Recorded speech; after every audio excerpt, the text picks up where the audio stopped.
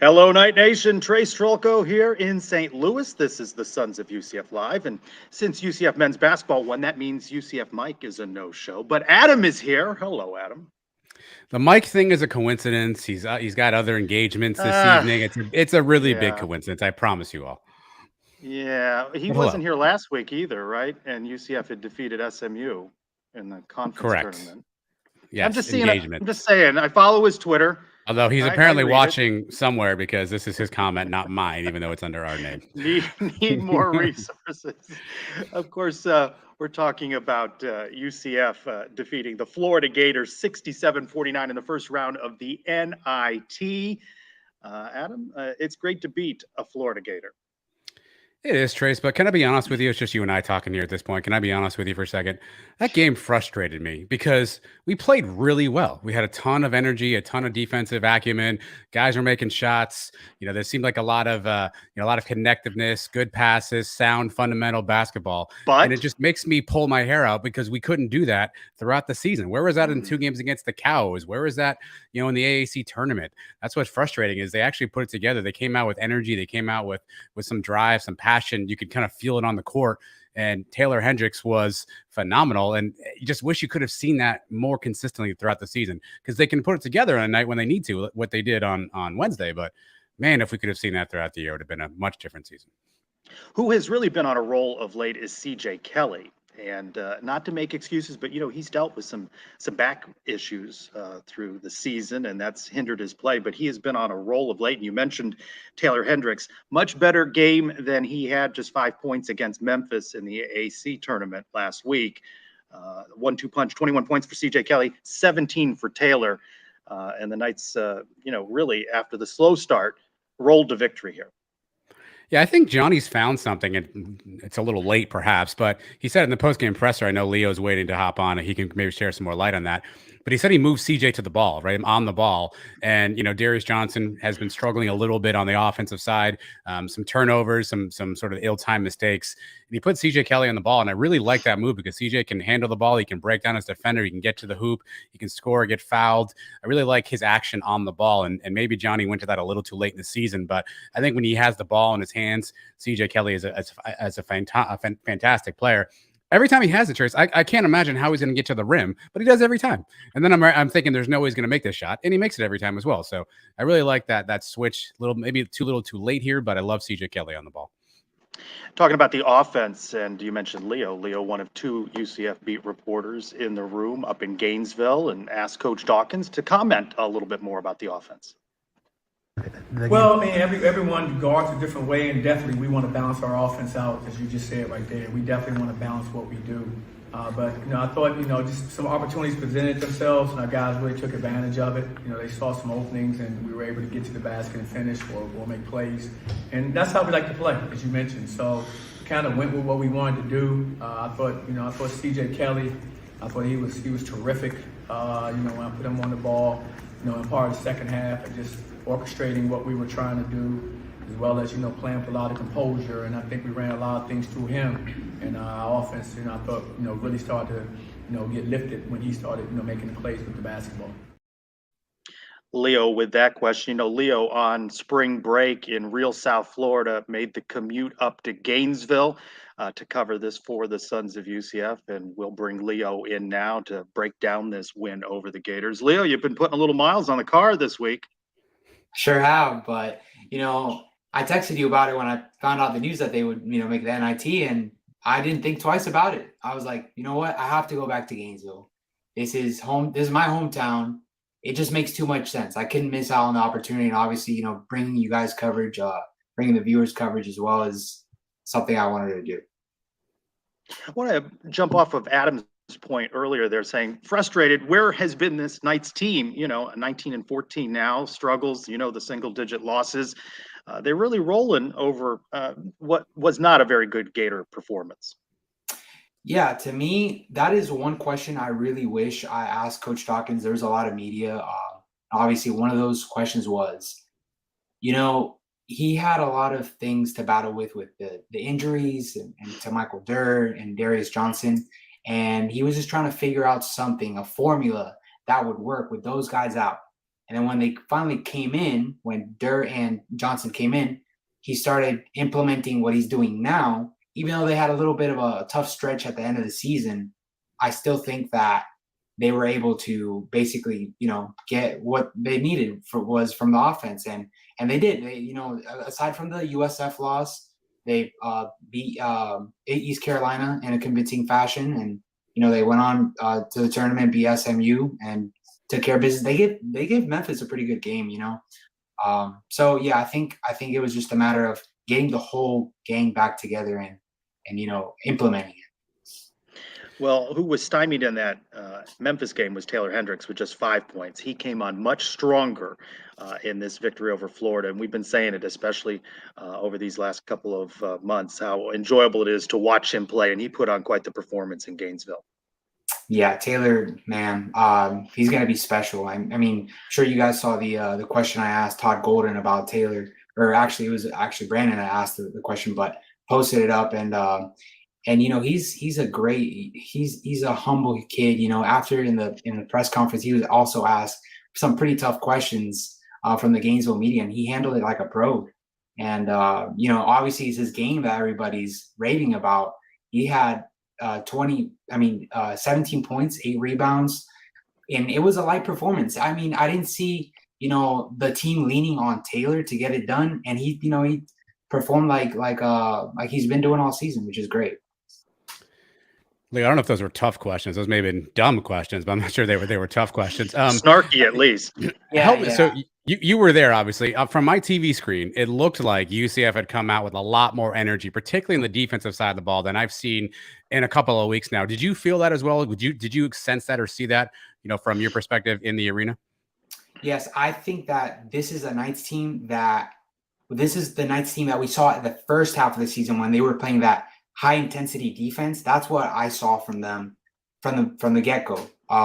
And obviously, they started out a little slow. They were up. The Gators were up 9-2, and that didn't phase them at all. They got back to on the offensive side, but they also made key steals when they needed to, and they forced those turnovers, which really helped them. And I think that's what I saw. I saw the first half of the season Knights back at it again. We were talking before you hopped in about CJ Kelly and sort of becoming the primary ball handler now down the stretch. What do you think of that move? Obviously, Darius has had some struggles at times. Defensively, I think he played a really nice game against Florida, but he's had some struggles with the press, with some turnovers. What do you think about that move, having CJ on the ball late in the game? I think it's the experience that CJ has, not so much that I've seen CJ turn the ball over many times this season. Some frustrating turnovers, and I just think it's the experience that CJ has over Darius. As you guys saw, Darius had another flagrant last night. It's about having a leader control the ball and move it around. Although, sometimes Darius has it and he needs to grow. Darius needs to grow. So, if he needs to have the ball for a minute, I'm sure Coach Dawkins doesn't mind, him handling the ball. But CJ Kelly's experience just puts him in a prime position to, carry the team and not have to worry about, you don't want to put Darius in a situation where he's, struggling. So I think that's it, the experience. We talked about CJ and Taylor. Ithiel Horton, 12 points, 4 rebounds, 3 steals. You just never know what you're going to get from Ithiel. If he's going to make anything at all on a given night, maybe shut out in the first half and come on strong in the second half. I think they need a good performance from him now that they move on to Oregon. The Ducks beating UC Irvine. Knights playing there on Sunday. Yeah, it's funny because I did a little bit of research on Oregon's season. They're basically had a Knights-like season in the Pac-12. They're 20-14. They had a lot of losses, but they're one of those teams that when they're together and they're playing cohesive basketball like the Knights do, I think they're going to give us a run for our money. And not to mention they're actually number 1 seed in the NIT right now. So it's not going to be an opponent that's not familiar with Johnny Dawkins, coming from Stanford. So I think that Coach Dawkins is going to be a very, very smart coach going into that matchup. What's an intangible that maybe we're not talking about that you're going to be looking for in Sunday's matchup? That's a 7:30 game on Sunday on ESPNU. I think it's easy. I think that if UCF can continue to attack the paint, if they focus on attacking the paint or exploiting whatever Oregon's weaknesses is, UCF is going to be a tough out. Like, they're going to be right there with them just because our shooting has been great all season. You see our 3-point shooting was the best in the conference. So I think I've said this all season, and I feel like a broken record when I say this, but do not get into those scoring droughts. I didn't see that much with the Gators. We did not get into a scoring drought of 3-4 minutes. As soon as the Gators put on a run, we were responding back quickly. And that's something we need to look out for. But the points in the paint is going to be very, very key. So I look for that to be very active. The paint, having the guards crash the boards as well, driving to the basket. All right, Leo, let's talk gossip. Jalen Young decides to enter the transfer portal, puts his name in before UCF gets selected to the NIT. I don't know if he didn't suspect that would happen. Obviously, now he's playing with the Knights, but is going to be in the portal. How surprised were you to see Jalen put his name in the portal? Not awfully surprised, just because of how he's been utilized. I think Jalen Young is a player that, he bets on his talent. He thinks very highly of his game. And, rightfully so. I think all players should, look for a place where they're, wanted as that number one guy. And obviously, I don't know if Jalen is going to be that number one guy next season.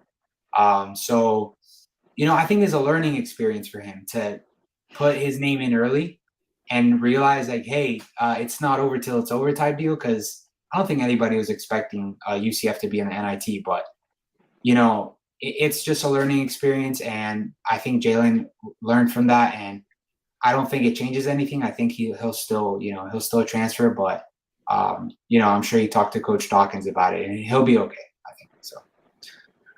Let's wallow in the Gators' tears for a second. Obviously, a sparsely attended game to begin with. How quiet did that building get, Leo, as that went on and UCF put up points? How satisfying was that for you as a Knights fan to see both of the Gators fans sad and upset as that thing continued to wind down? Yeah, I mean, for me, you guys know, Gainesville's my hometown. I grew up in Gainesville, and I grew up watching Billy Donovan. I'm talking about from 2003 to 2015 when he left. These are home games I used to go to, the SEC home games, packed crowd. Even in NIT tournaments, they would fill it up more than what it was last night. And to me, I was, wow, like this UF athletics right now it's not so hot, and it all falls back on Scott Strickland. And we gotta clarify that. I think it's pretty objective. It's not an opinion. Football and basketball. It's not an opinion. No, it's not. I don't think so. It's fact. It is what it is. I think UF fans just need to accept the truth. Basketball is not where it needs to be, and football is not where it needs to be. And that's where they're at right now. And I think it's very enjoyable for UCF. And I think for Terry Mohadra, it's time to attack. You have this window right now. If you're Timo, you have this window. You attack this window. You see a flagship program that's down, right? As UCF, this is prime. This is your prime. And I think we're doing a pretty good job of, doing that. We're beating them when we need to beat them, right? UCF has been, Christian Simmons tweeted out today, 7-3 in the last 3 years against the Gators in different sports. So I think, it all falls on Timo, and I think he's going to do a good job, and it's all eyes on him, really.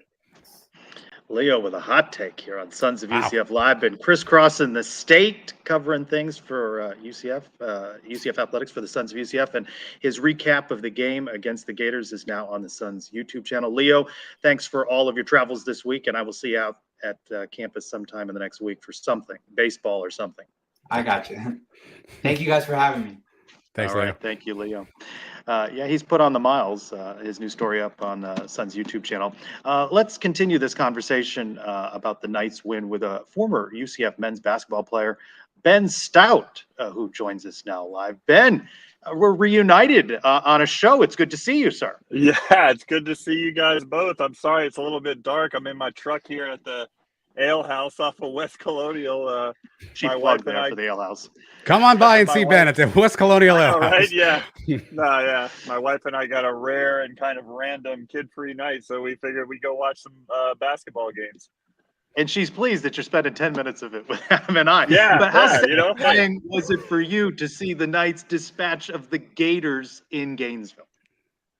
It was just fantastic to watch. Not only them getting that kind of extra chance, but just really making the most of that extra chance. And you know, anytime that you can beat the Gators are great, but beating them out on their home floor in a postseason environment, I was really hoping that they would come out strong like that, and play the defense that they're capable of playing, take care of the ball just enough, I guess, but you know, kind of let our stars shine. And you know, Taylor was just fantastic in that game. CJ did his thing. CJ's really been really great the last month and a half of this season, I'd say. Um, and it was just a dominating win. I mean, we kind of started out a little bit slow, like we tend to do, but didn't get phased. Went on a run, and just were able to finally come out in the second half and just kind of close it out and kind of close the door. So it's always great to beat the Gators, but in that fashion and kind of a dominating fashion in the postseason, that was just great. A nice bounce back game for Taylor Hendricks. He didn't perform so well in that loss to Memphis. How much have you enjoyed seeing him grow and develop over the course of the season? It's just been a joy to watch. I mean, we've seen some talented freshmen come in here in years past, but nobody as highly touted as him, obviously. But the way that he came in so highly anticipated, you know, and just performed so well. And then I think one of the more impressive things about him to me is that he never seemed to hit the freshman wall. He actually got stronger as the season went on, which is I think one of the reasons why his draft stock kept going up and up. And honestly, I think one of the reasons why we've had up until this point, hopefully we save it, but you know, a bit of a disappointing season is because we haven't really run the offense through him. I kind of, this season is a lot of woulda, coulda, shoulda, I think. And I think one of those biggest question marks for me of what this season could have been is how good how much more he could have shown us if the offense was, you know, run through him. If he touched the ball every time we came down the court. And I've just been really impressed with him. And I think on top of that, you know, what I was talking about with the offense running through him, he has gotten everything that he's gotten just mainly off of hustle points and picking his right spots. And he gets his teammates involved in the offensive end when he needs to. He takes good shots. And then obviously he's just fantastic on the defensive end as well. He's just a total package, and I can see why he's going to be more than likely a lottery pick. Ben, to me, Darius Johnson has regressed a little bit from his freshman season. What did you see watching Darius play this year? Yeah, I definitely, it's kind of hard to disagree with that, Adam. I think, you know, the injury kind of got him off to a little bit of a disappointing start, obviously. I think that he put in, you know, he's the type of guy that seems to me that he puts in a ton of work in the offseason, you know, really wanted to improve his shot. I think that was one of his things that he really focused on in the offseason. And then to get injured in the, you know, opening camp there, the kind of preseason there, I think that really kind of just started him off on the wrong foot. And even though he came in his first action and just kind of took over in the second half of that game, that, you know, his first full game out, I think while he's had a pretty good season statistically as far as assist to turnover ratio, I think a lot of that has to do with that kind of late season stretch where he was not turning the ball over well in the games that we were able to pull out. He was doing pretty well there, but You obviously saw that in the Memphis game in the AAC tournament that he had 8 turnovers, which is it's just it's uncharacteristic of him to a point, but some of those were just really bad. And then in the Florida game, there was a couple of really errors that I thought that were almost unforced. Some of the errors in the backcourt that he just kind of passed it to the other team, and so I think he's getting a little bit ahead of himself right now. Might be in his head a little bit, but hoping he can kind of pick it up and finish out this season strong. But I unfortunately haven't seen as much from him as I would have liked, and maybe it's has something to do with playing across, playing with a counterpart that is impressive in Taylor, and just not quite figuring out how to work him into the offense, but also how to work with him in the offense. So I'm hoping he can finish this season strong, and then we'll see what happens the rest of the way. When we think about this season, Ben, I think the one thing we're going to think about is missed opportunities, right? We had a lot of games where down the stretch, we could have closed games out and we just didn't. Some of them got really wild, like that game at Memphis. Sometimes some head scratchers, like not boxing out on the road at Temple.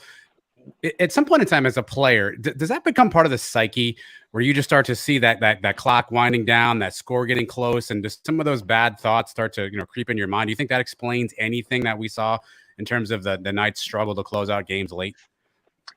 So it absolutely does as a player. I think that sorry. I think it's sorry, but it absolutely does as a player, where it can creep into your head a little bit, especially when the game gets tight down the stretch and you kind of think to yourself, oh man, is this going to be another game that just doesn't quite work out for us? Is what's going to happen this time, right? Because we always, as we've said to each other, we've kind of invented ways to lose, this year. So I think it can creep into the psyche. What I have seen though from this team, and it kind of worked out well for us in the opposite direction in the early season, and where we got some close wins and we kind of felt like we were going to win those games. And I think that helped us, in close games against Oklahoma State and some others, where we kind of felt like we could win those close games. But I think, just some crazy, I don't want to call it bad luck, because I think what happened to us, it wasn't necessarily evident of obviously we remember the end of the game, right? Like at Temple, right? We remember the end of the game at Memphis and what happened at the end of the game, but we quickly forget that I believe at Memphis, if I'm not mistaken, we were down big early, right? Like we had to come back in these games. And, those stretches, especially in the first half, where we might get a silly turnover and then we kind of give up a basket and then we turn the ball over again. And so all of a sudden it's like a 6 or 8 point run. And then Johnny has to call a timeout that he doesn't want to call in that moment. And it kind of, and then we have to claw our way back into those games, and it's close late. I think that contributes to it as well, where, a lot of those games weren't necessarily, they were lost in the last minutes, but they would have been a lot different if we would have performed out of the gate. And so I was worried about that last night's game. But luckily they went on that run kind of at the 10-minute mark and kind of put it away from there. But I think we were down 9-2 to start that game. So, well, Ben, let's put a wrap on it with this. Knights get back from Gainesville late on Wednesday night, a full travel day. Thursday, long road trip to Eugene, Oregon. What do the Knights need to do, and how tough and out are the Ducks in Eugene?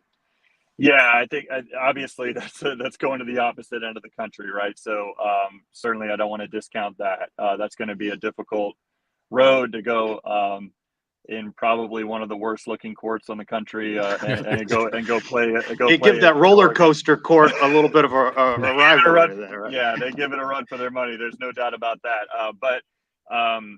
But if I'm not mistaken, at least in the game the other night, and I'm not sure how bad the injuries are, but The Oregon didn't play with a couple of their starters. They've got a big man that's really, it leads them in points and rebounds that I don't think played the other night. I don't know how bad his injury is. I'm not up to speed on Oregon basketball too much. That being said, so if he plays, it might be difficult for us just because I felt like that contributed. We were great on the glass the other night. And obviously Taylor was able to kind of do his thing because he was able to use his length. And so I'm hoping that maybe that's the case and we kind of get lucky again with two big men in a row being out for the teams that we're playing against. But I think that, hey, I think we always have a chance no matter who we're playing because we play such good defense. It's just a matter of, are we going to be able to execute enough on offense to be able to get this done? And so that's what I'm looking for. I'm looking for us to play sound, try to get in some good offensive sets, try to get Taylor the ball or CJ the ball in the right spots so they can either create for themselves or for their teammates. And I think that we're going to give ourselves a chance at the end. But it's just a matter of, are we going to be able to have enough for 40 minutes to pull it out? And I'm hoping that's the case. Ben Stout, we thank you for being with us on Sons of UCF Live. You tell your lovely wife I said hi, and I'll see you out at John Giuliano Park soon.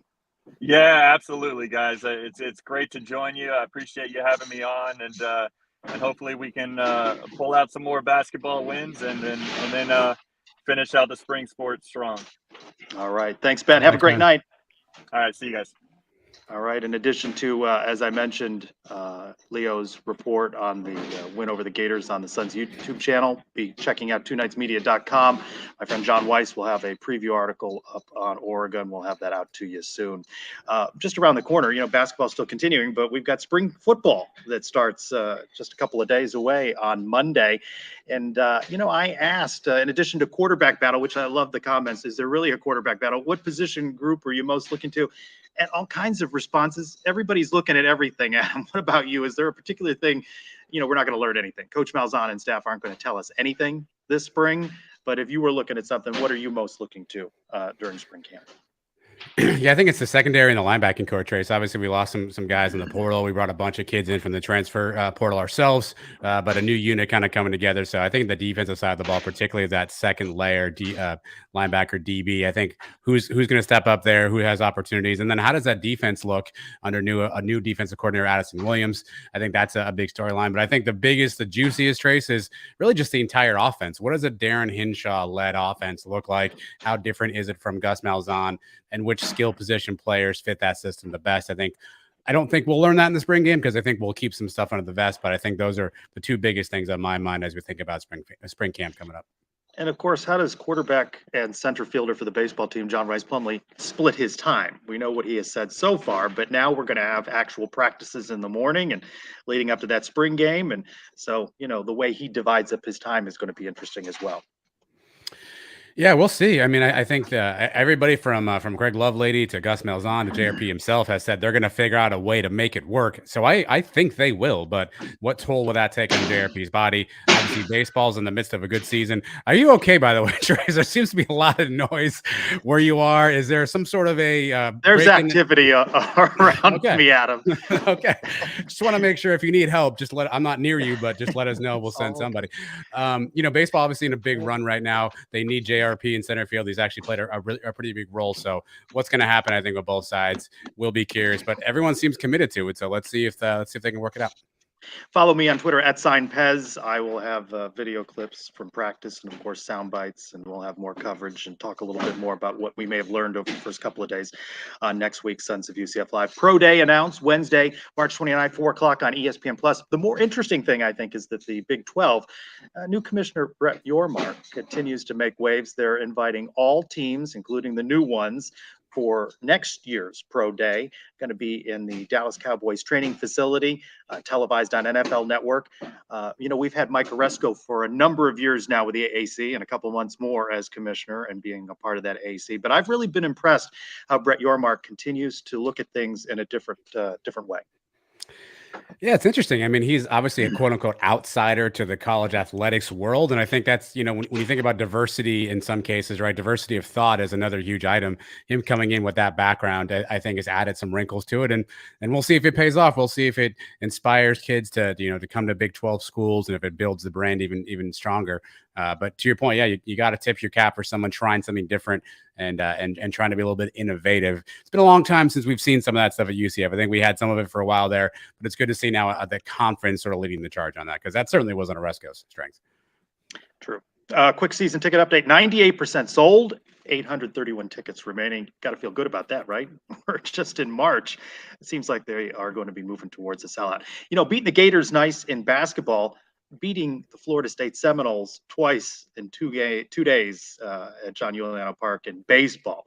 Also very nice. Knights now 12-5, beat FSU 6-3 Wednesday, 14-3 on Tuesday.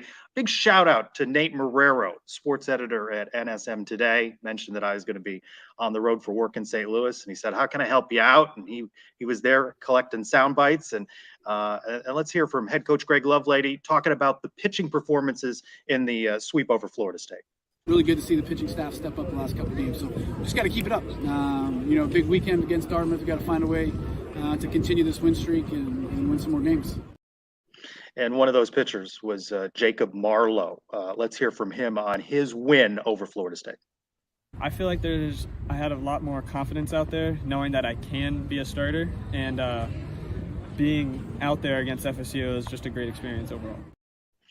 Like Jacob's performance. Let's bring in Stephen Branca, part of the broadcast crew on ESPN Plus. Stephen, a sweep over Florida State. Let's begin there before we go back and talk about the weekend, Saturday and Sunday. It felt good to get off to Schneid there and get the wins over the Seminoles. Yeah, I mean, that's huge. Anytime you can beat an ACC school, but a Power 5 school in the state, I mean, that's huge. It's just UCF has always felt like the little brother to those teams. And in recent years, putting up those W's against those teams has been huge. And it's been a lot of fun. I mean, I'm not a part of the team anymore, but it feels like it at least. So it was pretty cool to watch them put up 20 runs in a couple of days against a pretty good FSU team. So they played really well. And they get a good performance from Jacob Marlowe as well, pitcher Dom Stagliano, and head coach Greg Lovelady still trying to figure out what his weekend rotation is going to look like. There are some good arms on this team, though. Yeah, I asked him after the game, too. I was like, man, is this what you've expected out of these guys? Was this just a one-off? And he's like, we were seeing this all fall from these guys. And so this is what they expected. They had, a few hiccups here and there, but Dom Stagliano, I said at the broadcast, he's one of the best pitchers in the country when he's on. And I talked to him about that after the game as well. I said, hey, I mean, I made this quote, like, don't prove me wrong here. He's like, no, I got you. And so he's got me at this point. Otherwise, we're going to have a conversation. But he's really, really good. These guys, both guys were mixing really well. They didn't have to rely on their fastball. You were seeing more changeups out of these guys, which is their best pitch. Both of those guys, their best pitch is changeup. And so we got to see more of that out of them. It was a lot of fun to see them pitch and not just try to blow guys away with fastballs. It was the first time I felt like we saw those guys really just working on their craft and not just trying to be power pitchers, because I don't think that's what they really are. Steven, let's go back to the weekend, the Troy series. Sunday, you were there, of course, and there was an interesting call, a controversial call. Ben McCabe, quote unquote, drops the ball. The out wasn't given to UCF. Obviously, things kind of unraveled after that. What did you make of that call? Have you seen that? What is the rule in that situation? Is there a defined rule for, is this like football, possession to the ground? What is the rule on stuff like that? I mean, I'm going to be honest. I've seen some of the worst umpiring I've ever seen already this year. It's been really bad. And I'm usually not the type to say something about it in a broadcast, but I've said multiple times now, there's just bad calls left and right at this point. Robot umpires, here we come. But it was definitely an out. I mean, if you go back and you look at the replay, McCabe is reaching into his glove to pull the ball out, and then it falls out. Like, he's on his back for a good 3-4 seconds before he tries to pull the ball out of his glove. He drops it and he calls him safe. Like, it was ridiculous, to be honest. It was a really bad call in a really big situation. in baseball, you try not to say, hey, this is the one play that it comes down to. Obviously, that game would have kept going on, but there was other mistakes earlier in the game that, they didn't capitalize with runners on base in a few spots, and they had bases loaded, I think, a couple times. They couldn't drive in a run, but it's a big situation, a big spot. It was a pretty bad call. All right, take me into a place I've always wanted to be, Steve, and I've always wanted to be the manager charging out of the dugout to get in the umpire's face. You've been a coach before. What's said in that moment? Is it, hey, you got it wrong? Are you looking for clarity? Are you angry? What's said in that moment when you're chest to chest with the umpire?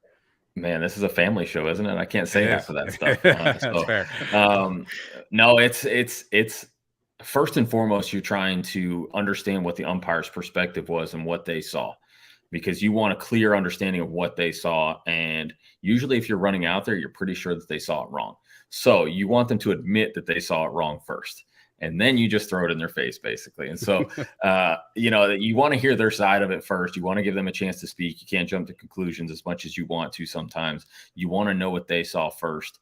And then you kind of have to, hey, this is what I saw. This is what I experienced in this case. But a lot of times you never see eye to eye with those guys. So tempers start to flare. And there's a lot of things that are said in those situations that a lot of people don't need to hear. And so we'll leave it at that. I mean, it gets heated sometimes. I've been in a couple of those, and it's an ego thing for a lot of guys. So try to leave your ego at the door, but that's really hard for umpires sometimes. Well, have you ever been tossed from a game, Steve? Have you ever been sent to the showers early? As a player, I have. Yeah, I have. I got hit in the head one time, and that happened. So, benches cleared and things happened, but no punches were thrown. Some words were said, but I ended up okay. So we're all good. You're so mild-mannered, though, when you join us and when you're on the broadcast. We turn to you for expert analysis. Let's just talk about these Saturdays. It's the powder blue Citronaut uniforms, right? We just got to burn these things. This is why Saturdays in the first inning in particular are just disastrous. I text the equipment manager in the middle of the broadcast, and I said, we got to burn them. Like, literally first inning, I'm like, so did John Giuliano. I know, I heard. Somebody else texted me after that, was like, hey, he just said the same thing. You got to burn these things. And I was like, oh, man, here we go. But you get the Friday wins, and then the Saturdays, even in the win over Siena, that was late, and that was not a great performance on that Saturday. What is the mindset? And you know how baseball is. It changes inning to inning, pitch to pitch, but day to day, certainly. How do you make sense of what you've seen on Saturday and then 5 errors on Sunday? Yeah, I don't know if it's just you're on the high from having such a good game on Friday, because that's what we've seen, right? We've seen a really good game, well played on all ends for UCF. And I don't know if you're riding that high into Saturday and it's just a letdown. I have no idea, because the other thing is that we're seeing is on Saturdays, a different team is showing up in the other dugout. Like, Troy was not the same team Friday that showed up Saturday. And that's the same thing was true for Georgia Southern. Georgia Southern didn't hit nearly as well as they did when they came out on Saturday. So you're seeing nor since they left Orlando. Right. These cases. Right. So I think you're going to see that these teams that we've lost to on Saturday, especially, are teams that are really good baseball teams. So you wish you could have taken 2 out of 3, because you kind of let them slide on Sunday in both of those cases. But it's got to be a letdown, but also it's the ramp up from the other team after losing on Friday. They come back a different team, and that's a tribute to those coaches and what they're able to do to motivate those guys and get them going. So, well, on the counter there, then what can Coach Lovelady and his staff do? And all these players know, obviously that first game, they were caught by surprise with the bad first inning, but then they go into this next Saturday and it happens again. What do you do, assuming they get a win Friday night going into Saturday? You pitch Dom Stagliano. I mean, so you're interested in seeing him move into the rotation? Yeah, I think that has to happen. I don't think it'll happen this week, and I think you'll see it against Maryland, though. We were going into this past Tuesday thinking he was only going to throw a couple innings, and then you could see the conversation happening between Mike Maroth and Greg Lovelady, to where the importance of Tuesday's game and winning that game and making sure you win that game. And as well as Dom was pitching, they just left him in, but he was only supposed to throw a couple and kind of go the bullpen the rest of the way. And it was to get him in the rotation for the weekend, it sounded like.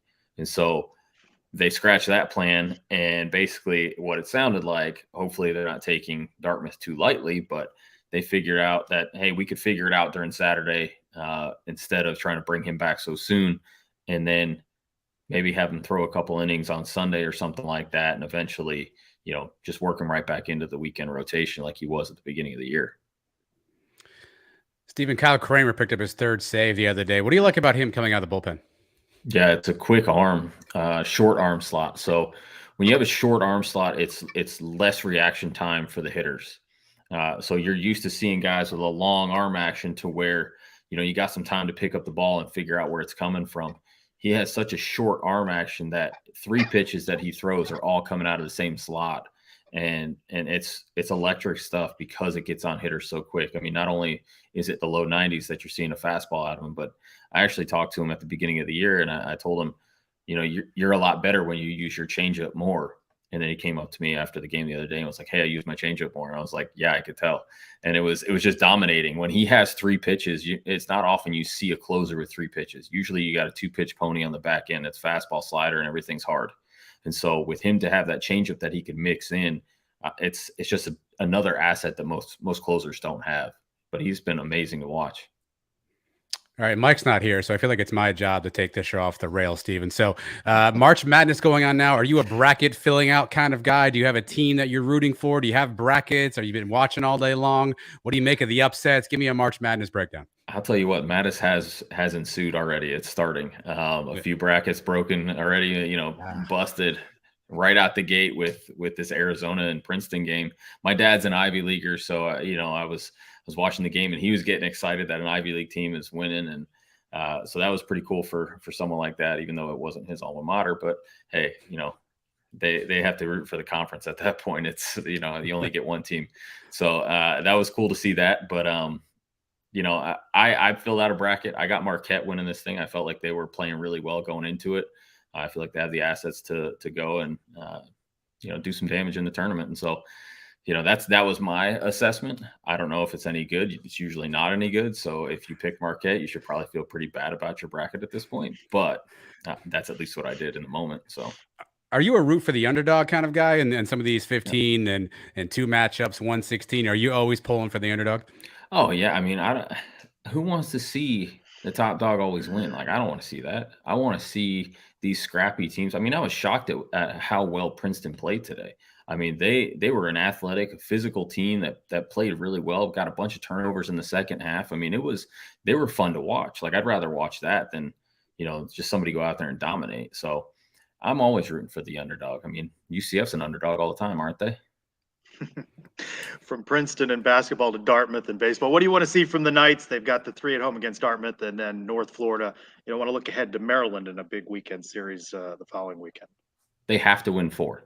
Right? They have to win 4 this week. And that's, if you want to go to the postseason, if you want to be taken seriously, you've lost 2 series at home recently to good teams. Don't get me wrong, but you're at home. You got to win those series. Now you have to win 4 and you have to go into Maryland. And you, in that series, you have to go to work. You have to win. I mean, it's not, hey, win 3 out of 4 and you're sitting pretty and you feel good about it. No, you got to win all 4 of these. And then you got to go into that Maryland series against another good team, and you got to find a way to take 2 out of 3. So that's my expectation is you got to win 4. So. With Mark Daniels winging his way with the basketball team to Oregon, you're paired up with Eric Lopez, the voice of UCF softball this week. This is an A-list That's crew. an honor. Jeez. Are you going to get his autograph, Steven? That's an honor. I already heard he was coming to me for mine, but yeah, I mean, I guess I get his too. That is an A-list crew. What is that? If you only, you paired with Austin over the weekend, right? Yeah. I've done games with Mark. I've done games with Austin. And then there was a guy, Sean Salisbury, that I did games with last year as well. I haven't worked with Eric Lopez yet, but I'm excited to. I talked to Mark today for a while when he was on his way to campus or wherever it was, the airport to fly out. He had a long He's travel still on day. his way. He's going to be on his way Oh for a gosh, while. I know. I texted him. I felt so Is bad. it planes, trains, and automobiles for UCF men's Yeah, basketball? poor They're on a guy, commercial man. flight, right? Yeah. Yeah. That's well, because they didn't know the scheduling, so they there was a chance that they played on Saturday, so they had to leave quick, and so it was tough for him. I mean, he works so hard and he's so good at what he does. I love Mark to death. Like, we become such good friends. And I truly do believe that he and I are the best combo in the country when it comes to baseball. I mean, there's no doubt about that in my mind. But I've loved working with Austin, and I look forward to working with Eric as well. I know we put together a great broadcast, no matter who we throw up there at this point. We got great people behind the scenes that do a really good job. So, but I just feel bad for Mark that he doesn't get to just kick back and watch some baseball now, but he's got to fly across the country, and he's got a head cold right now. He's got a lot of stuff going on. So I'm praying for the guy, making sure he gets healthy and gets home safely, because, we want him back here working with us. Well, you heard it from Stephen. Need 4 wins in these next 4 games, 3 against Dartmouth and then at North Florida on Tuesday. Stephen, have good broadcast with Eric, and thanks for being with us on Suns Live. Yeah, thanks, guys. Hey, Stephen. Go Marquette. All right, so do we have consensus to burn the uniforms? I mean, the Saturdays have been bad, Adam. The first innings have been just atrocious, right? It's not good. Yeah. And look, I like to be pro Citronaut. I have my Citronaut Suns hat on. I see that. I noticed that. I try to be pro Citronaut, but there's something about that Saturday and that powder blue. Maybe if they went like, white pants and the blue shirt, it's a lot of blue all at the same time. It just blue pants, white shirt. Let's mix it up. Maybe try a new combo situation. I mentioned Eric Lopez. Of course, he's been covering softball. 7 straight wins. The Knights now 17-13. They've had a lot of tough games. Haven't won as many as they had hoped. 17-13 now. They swept Rutgers and a doubleheader on Tuesday. Another courtesy here. Thanks to ELO for getting some post-game sound with head coach Cindy Ball Malone, who's talking about scheduling another tough road trip before the Knights open conference play with Wichita State.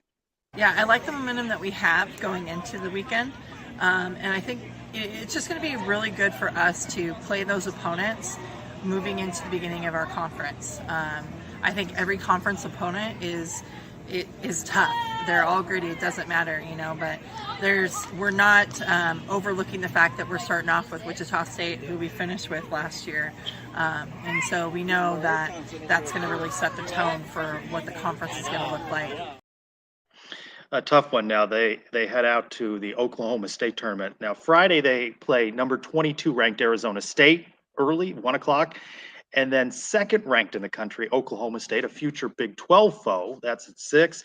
Saturday, again, with Arizona State, 6 o'clock start. Sunday against number 2, Oklahoma State again. So they are really scheduling some tough teams, getting themselves ready for Big 12. But that just goes to show you what the competition is going to be like when they move from the American to the Big 12. Yeah, I mean, look, I like that, they're testing the team early. 7 straight wins is nice, Trace. Maybe to your point, they're starting to get their groove now. They'll hit the conference play. I'd rather test ourselves early, kind of work out the kinks, figure out the rotation, figure out the lineups, and then position yourself to be in a spot where you can make another deep run. So I'm willing to forgive the early part struggles and the effort of finding things out. Let's dominate conference play, and let's get back to a regional, super regional, and make a deep playoff run. Yeah. I mean, tough schedule. They would have liked to have won more of these, of course, replacing their top 2 pitchers, a year of transition.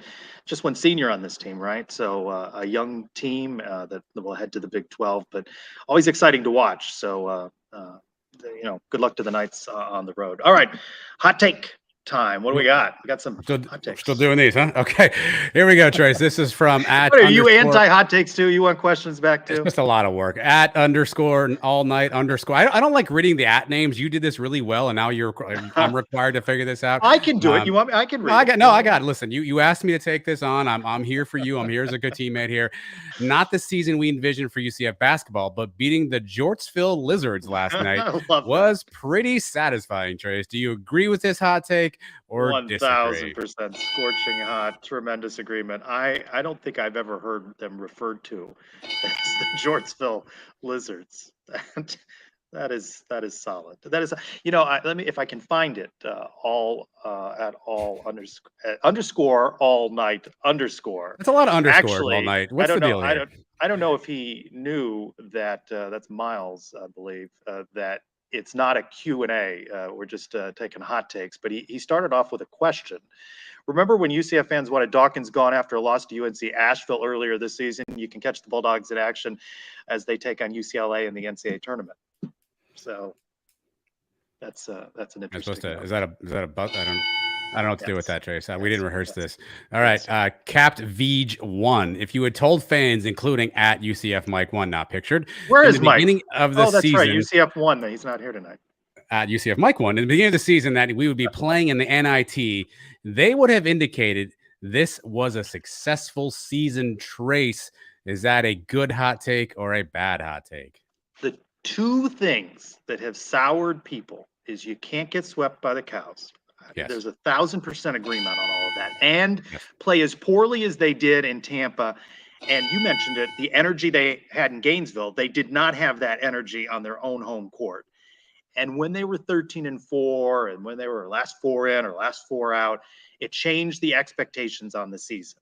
So if those two things, if they'd split, right, they'd have 20 wins. If they hadn't got off to quite the hot start, and you heard Ben talk about running the offense more through Taylor Hendricks. We know about the close losses. You've talked about the psyche on the team.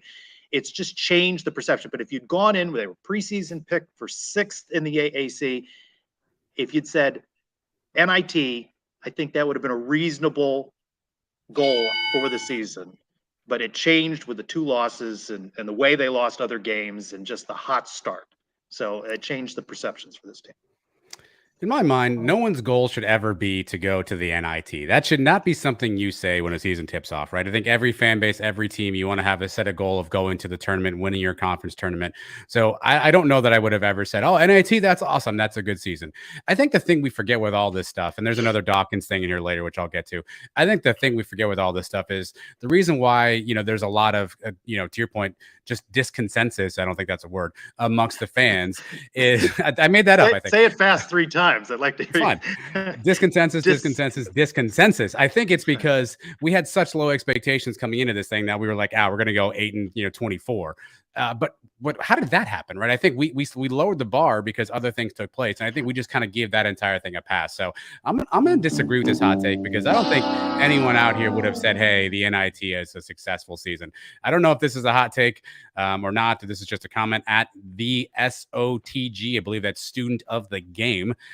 Dawkins haters will move the goalpost, Trace. I don't know if that's a hot take, if that's a statement, if that's a fact, if that's just Kyle. I agree with him. Typing. All right. I agree with him. Eric Lopez, let's go back on this. Eric Lopez has said now with the NIT win over the Gators that this is a successful season for men's basketball. Do you agree or disagree? Disagree. So how many more do they have to win? Is there at any point this turns into a successful season? So the win over the Gators. It's funny, right? That the football win over the Gators in a meaningless Gasparilla Bowl, right? Do you find this to be the equivalent? I'm asking a lot of questions here. Do you find this to be the equivalent? An NIT victory over the Gators? I mean, we're celebrating this, right? Is it not similar to the football win over the Gators in the Gasparilla Bowl? I mean, I guess in some sense, sure, right? You can parallel meaningless bowl game versus meaningless postseason tournament. I guess you could compare both those parallels. But I'm always told whenever I do this argument that I can't compare football and basketball. So I don't know that we can do that here because anytime we talk about resources, football, basketball, people always shout down you can't compare the two. So I'm going to apply that same logic and say you can't compare a football postseason bowl situation to a basketball postseason bowl situation. I'd also say that basketball, you get 69 teams qualify for the damn tournament where there's only 4 teams to make the playoffs. So you have a little bit more fluidity to have a decent season and get into a tournament. But again, usually we can't compare football and basketball. So I feel like we need to not do that here. Here's the thing I'd say about the Dawkins stuff. Like for me specifically, I'm not a Johnny Dawkins hater. I'm a mediocrity hater. I don't like the fact that we have been a mediocre basketball program for the last couple of years and we can't quite get over the hump. I think a lot of people associate that directly to Johnny Dawkins, but I think there's a whole host of people that have egg on their face as it relates to our basketball program. So there are certainly some that I see, and I know you see on social media, Trace, that don't like Johnny specifically. I'm not a Johnny Dawkins hater. I'm a mediocrity hater, and I want to figure out a way to get us from a mediocre run-of-the-mill program to somebody that can compete for conference championships, both in the American Conference, which we weren't able to really accomplish the last couple seasons, and hopefully in the Big 12. So I don't know if this is a hot take. I don't know if I agreed with that or disagreed with that. I'll just play both the sounds because I don't really know what I did there. I will say of you, me, and Mike, you've been more neutral about this. You sort of look at it on both sides. I have been the persuasion here that it's not Johnny Dawkins' fault for everything. And I think Mike, we talk about Mike, he wants to win every sport. He wants to win. You talk about the NIT not being certainly as prestigious as the NCAA tournament. 68 teams in that field for the NCAA tournament, 32 in the NIT, 100 spots. 338, what would be the comparable percentage in football or other sports? So they don't put as many teams into postseason. NIT is an older tournament than the NCAA tournament. The NCAA tournament used to be more prestigious with fewer teams, and they opened that up, and they're talking about even now opening it up to maybe 80, 90 schools. So, UCF still in that 100 teams, and now fewer, continuing to play basketball through March. On the topic, JP Gilbert making there the NIT we go. This is who the segment was made terrible for the trajectory of the pro. Do you want me to hit the button for you now, Trace? Yeah. Okay. I didn't know if you want to talk first. Though earlier on social media, JP and I agreed that we don't like the possession arrow in a basketball game. So I've been trying to find a couple times this week. He and I have agreed about politics, about basketball. No, I find him, Dolly Drama, some others, Mike certainly, that to me this week have come off saying they'd almost wish UCF would lose, that they didn't celebrate the win, and then they'll get back into this mediocrity, and now Dawkins is going to get a contract extension, all that. There's no time where I can ever not want UCF to win in any sport at any time. And so beating the Gators to me is very satisfying.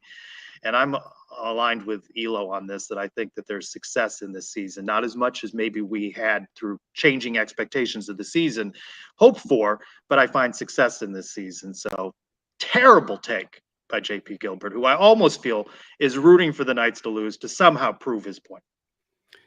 I agree with Mario, but I would tell you that the official's ability to throw up a straight jump ball is a lost art, and I don't know that I want some of these crooked men throwing balls in the air. That didn't sound great, and not doing so well. Again, I think there's some validity to what JP Gilbert's saying. If we're only ascending to the NIT at some point, we have to figure out a way to make bigger goals. Because here's what the NIT also essentially kind of means, Trace. It means that you weren't necessarily a top 2 to 3 competitive team in your conference.